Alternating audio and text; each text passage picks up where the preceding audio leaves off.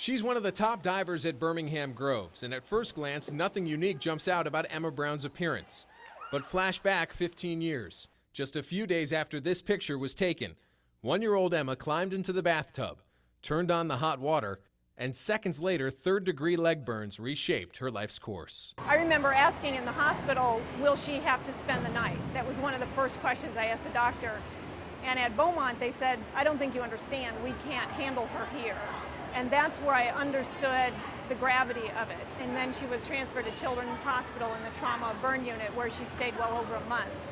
And she had 3 surgeries then, and then in the subsequent years, she's had almost, well, her 16th will be in November. Dr. Paul Soderna from the University of Michigan Hospital has performed the bulk of Emma's surgery since she was 6 years old. And while he's always moved by his patient's drive and desire, Emma's is especially impressive. It's amazing when you see them originally because they're so devastated by an injury that they could overcome that injury itself, and it's surprising that they get closed wounds and they're walking at home and getting to school and going to class.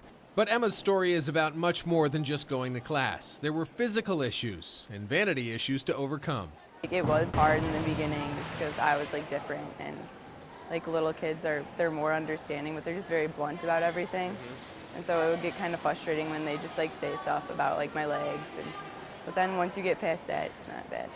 The path to the pool has been lined with many steps along the way, including an extended stint as a gymnast. Gymnastics was getting tougher for her. Her bones don't seem to be quite as durable, so everything was hurting. So a friend of hers said, why don't you try diving? And she said, Mom, I want to try diving. So we stuffed her in a camp in Indiana, and 2 weeks later she came home and said, Mom, I really love it. I'm actually not bad. Music to the ears of Dr. Soderna. The more active they are, no matter what it is, the less chance there is that things are going to tighten up over time and they're going to need additional operations. In one sense, Emma is very different from many of her friends.